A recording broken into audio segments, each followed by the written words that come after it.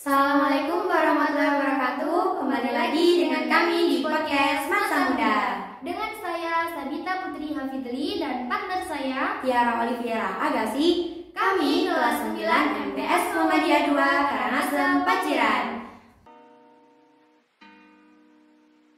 Trapped in the concept, falsely accused, was used, and misled, bitch, I'm hoping. Rest in peace.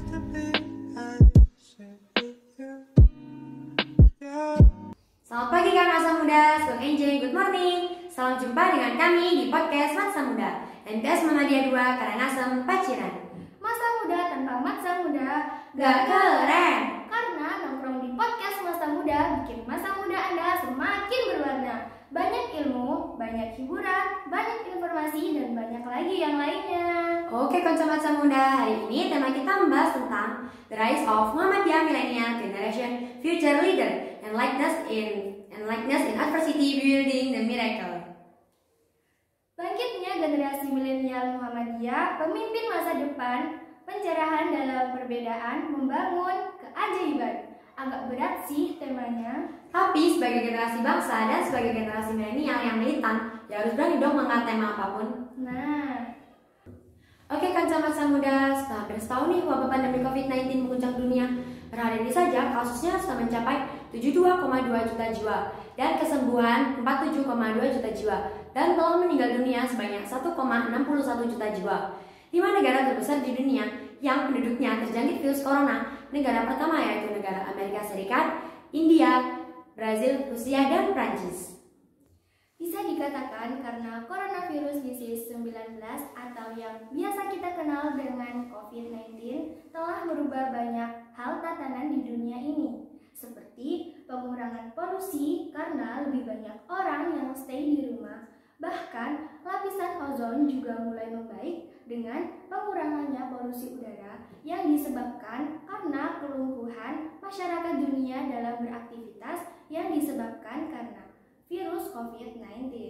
Tapi ini ya, kan masa muda, kalau dipikir-pikir kita termasuk paling yang terpengaruh di saat pabrik, pariwisata, dan aktivitas publik lainnya ditutup. Dan kita dipaksa untuk belajar dari rumah karena sekolah terkena dampak penutupan juga. Penularan virus COVID-19 melalui kerumunan membuat kita tidak diperbolehkan untuk melakukan aktivitas di luar rumah sehingga memunculkan istilah WFH atau work from home dan juga BDR atau belajar dari rumah. Jadi, kita tetap bisa melanjutkan pekerjaan maupun sekolah dari rumah saja tanpa harus keluar rumah, hanya cukup bermodalkan smartphone atau laptop dan tentunya jaringan internet. Oke Kanca Masa Muda, kembali lagi ke tema kita ya. Yang perlu kita garis bawahi dari tema kita kali ini adalah Millennial Generation dan Likeness in Adversity, atau juga bisa kita sebut dengan generasi milenial dan juga pencerahan dalam perbedaan. Oh iya Kak Tiara, mengenai pembahasan kita tentang generasi milenial, saya ingin tahu nih gimana sih pendapatnya Kak Tiara tentang generasi milenial? Oke Kak Bita, jadi menurut pendapat saya nih ya tentang generasi milenial atau yang biasanya kita sebut dengan generasi Y adalah kelompok demografis setelah generasi X. Gak ada waktu yang pasti nih untuk awal dan akhir dari kelompok yang satu ini. Para ahli biasanya menggunakan tahun 1980 sebagai awal kelahiran dan sampai tahun 2000-an sebagai akhir kelahiran. Terus gimana sih pendapatnya Kak Tiara tentang pengaruh generasi milenial dengan teknologi saat ini? Dengan kemajuan teknologi dan sarana yang ada, kita di sini tuh sangat-sangatlah harus pintar-pintar dalam menggunakan teknologi yang saat ini. Ya, nah semisal kalau kita emang benar-benar bisa dalam menggunakan teknologi dengan baik, kita akan mencapai hasil yang sangat memuaskan nih Kak Bita. Contoh kecil saja nih ya Kak Bita, contohnya kayak YouTuber, nah kayak Atta Halilintar sama Ria Ricis. Mereka saja bisa sukses dengan hanya mengunggah video vlog mereka di YouTube. Gitu. Dan zaman sekarang kan banyak sekali anak kecil yang sudah dikasih gadget sama orang tuanya sehingga mereka itu lupa dengan aktivitas yang harusnya mereka lakukan, jadi mereka tinggalkan. Gimana nih? Nah ya ini nih Kak Bita yang parah nih. Terkadang itu orang tua itu memikirkan pekerjaannya sehingga tidak ingin diganggu sama anaknya itu sendiri. Nah sampai anaknya tadi itu dikasih gadget biar anaknya tidak mengganggu si orang tua tadi. Nah itu kasihan sama anaknya karena dia kurang berinteraksi sama teman-temannya sendiri. Apalagi zaman sekarang kan banyak sih game online yang anak kecil banyak yang suka dengan game online tersebut. Iya. Tapi terkadang juga game online itu ada efek sampingnya juga sih, yang buruk sama yang baik juga ada. Iya, tapi kalau lama-lamaan juga Kecenderungan sih Kak Bita. banget. Misalnya itu kayak kita tuh sama lupa sama waktu, lupa nggak makan, kalau dipanggil bantah terus kayak gitu ya Kak Bita ya. Iya, apalagi dengan pengalaman saya sendiri nih ya, teman saya ini dia tuh suka banget yang namanya ML. Mobile Legends itu.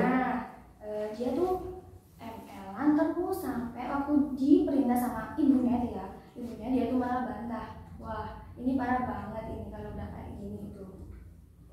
Ya itu nih Kak Bita. Tapi efek sampingnya juga sih kita tuh bisa merefreshing otak. Tapi salah penggunaan juga sih kalau kayak gitu. Jadi kita tuh harus benar-benar bisa mengatur teknologi ini dengan baik. Biar kita tuh juga ada manfaatnya menggunakan teknologi yang maju. Benar banget. Dengan teknologi yang semakin maju kan, dengan memudahkan kita mencari informasi, berbelanja, apalagi sekarang sudah ada Shopee, Lazada, Bukalapak juga nih Kak Bita. Bukalapak. Nah dari situ kan kita juga bisa misalnya kayak kita tuh pesan baju segini.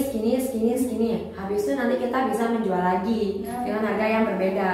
Nah dari situ kita juga mendapat keuntungan. Kita tuh harus benar-benar pintar lah mengatur diri kita sendiri untuk berteknologi. Apalagi kan sekarang banyak sih endorse gitu, promosi. Dengan menampilkan gambaran saja kita bisa Sudah dapat uang. Benar sekali. Kayak hanya tinggal mencari foto-foto yang bagus sama mempromosikan barang itu tadi, uang sudah mengalir ke diri kita sendiri. Nah pokoknya dari sini tuh kita tuh harus benar-benar sangat-sangat pintar sekali dalam menggunakan teknologi yang sangat maju, apalagi dengan menggunakan media sosial. Apalagi sekarang media sosial kan banyak sekali sih jenisnya, dari mulai Facebook, Instagram, WhatsApp, BBM, Line dan lain sebagainya.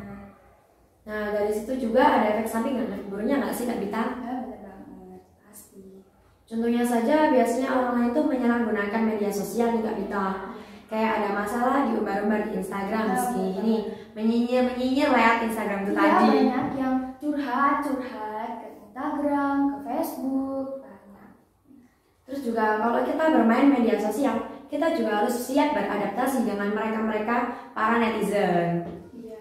Misalnya kayak kita tuh mau berjuang ya, mau kayak jadi kayak selebgram gitu, kan gitu kan harus menerima cacian dulu nih Kak Bita.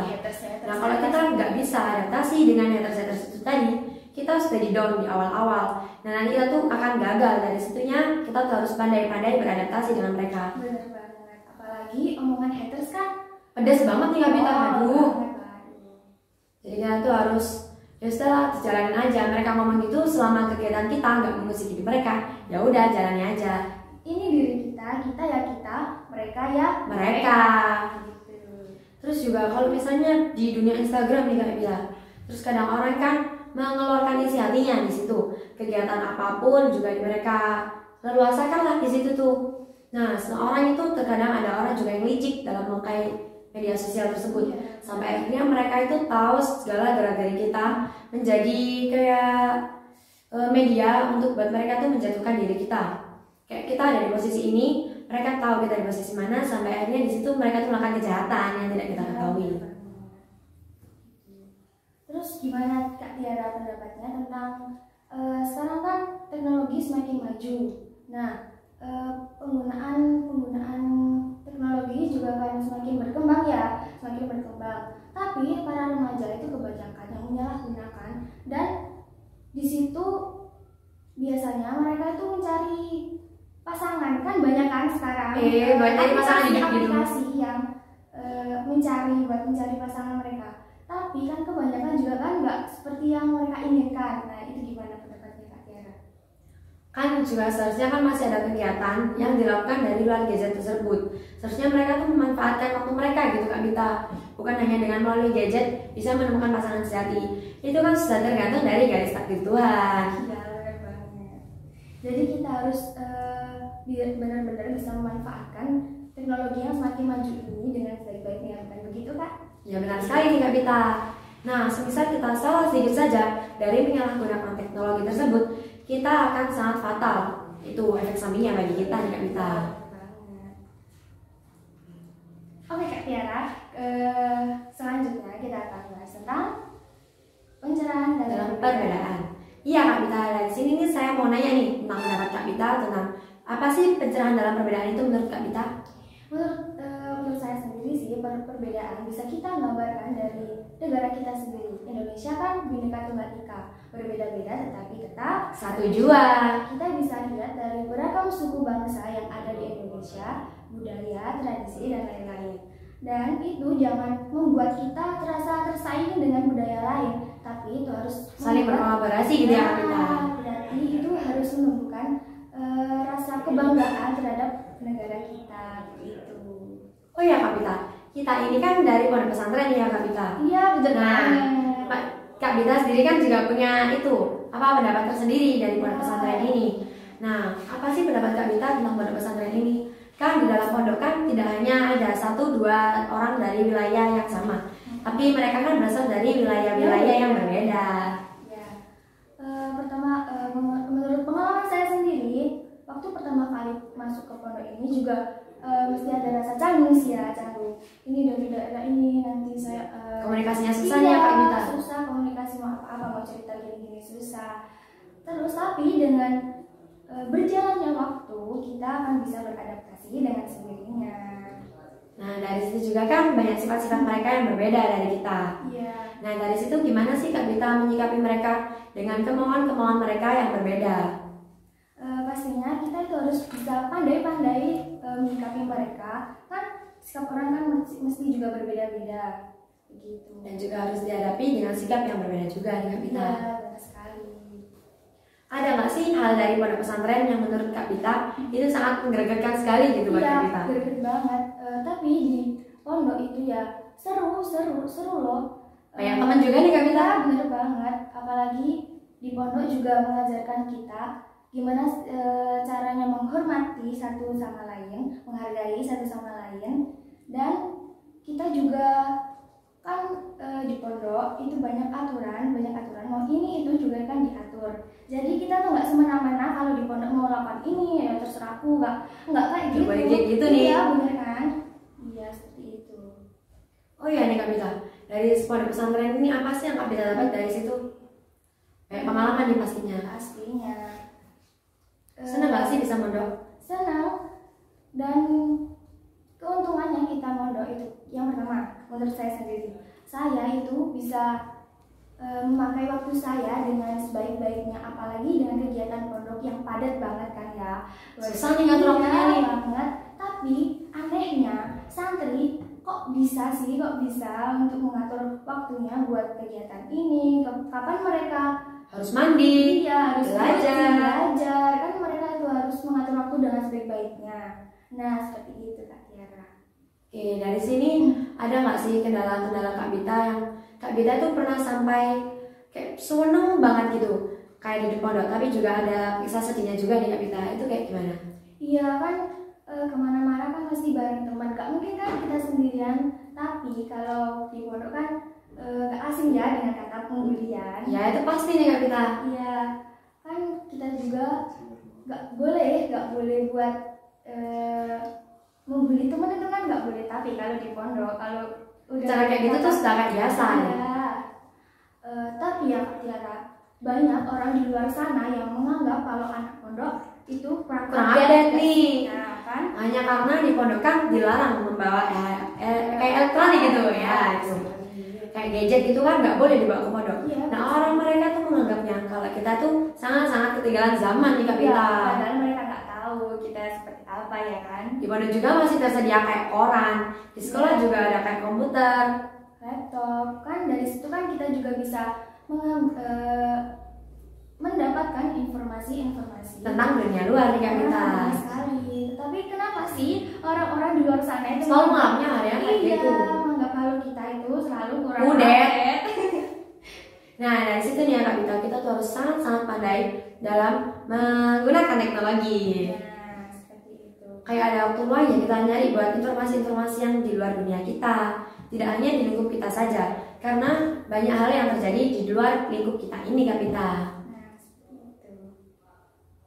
Jadi, terdapat banyak sekali manfaat yang bisa kita dapat dari perkembangannya teknologi ini dan globalisasi yang semakin maju gitu ya. Oh ya, Kapita.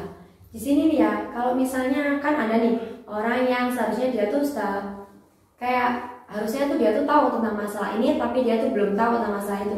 Hanya karena orangnya itu tadi tuh malas lah membaca informasi-informasi yang sudah tersebar luas, nggak bisa. Dari situ kita ajak dia, ayolah, ayo kalau ini nih ada berita ini nih, ya, kayak gitu ya. kan pasti kan kita juga penasaran ya. Oh ini loh, ini gini-gini, pasti kan kita harus heboh lah. Iya. Dan mereka tuh juga tertarik sama dari tadi. Dan kita nggak ketinggalan juga. Terus ada juga nih ya Kak Bita, kayak ada orangnya tuh bisa contoh kecil saja. Karena ya saya sendiri nih pernah kayak ini nih ada informasi kayak gini yang seharusnya di luar dunia tuh, di luar lingkupnya kita tuh sudah sangat-sangat tersebar luas dan sangat-sangat booming nih Kak Bita. Tapi saya sendiri tuh kayak males gitu lah nggak ada informasi tersebut. Sehingga akhirnya saya tuh menyesal karena dari situ saya nggak tahu apa-apa nih Kak Bita. Oke, kembali ke tema kita ya. Oh iya Mbak Bita, masih ingat gak sih sama tema kita? Ingat dong. Apa sih tema kita itu? Bangkitnya generasi milenial Muhammadiyah, pemimpin masa depan, pencerahan dalam perbedaan, membangun keajaiban. Ngomong-ngomong, apa sih kaitannya tema kita dengan obrolan kita yang tadi? Ya berkaitan dong. Kalau dimaknai secara satu persatu dari pembicaraan kita yang tadi, dari generasi milenial itu sendiri, apa sih yang dimaksud sama generasi milenial? Milenial itu ya kita, dimana kita tuh sudah hidup apa-apa itu sudah zaman serba mudah. Semua segala hal dapat kita lakukan hanya dengan satu genggaman gadget. Contohnya saja, tapi dari kebebasan itu sendiri harus tetap memiliki aturan. Contohnya saja dari cerita kita yang tadi nih ya.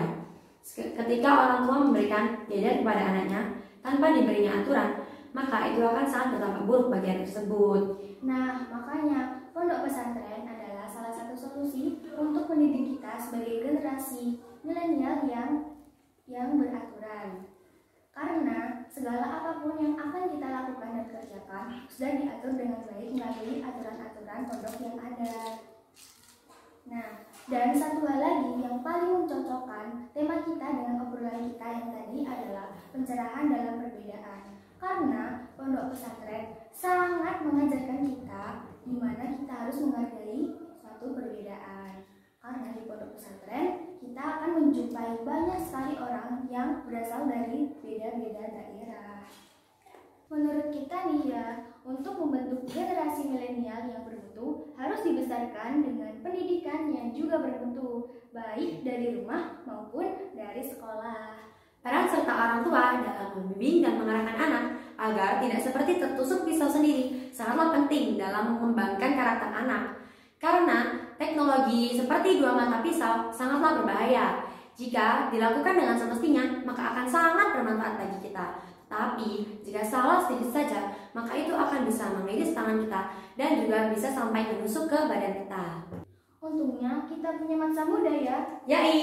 Di sini, di samping kita ditata secara hati melalui pendidikan agama setiap hari, tetapi tidak ketinggalan pula dengan wawasan teknologi sebagai pembuka cakrawala diri.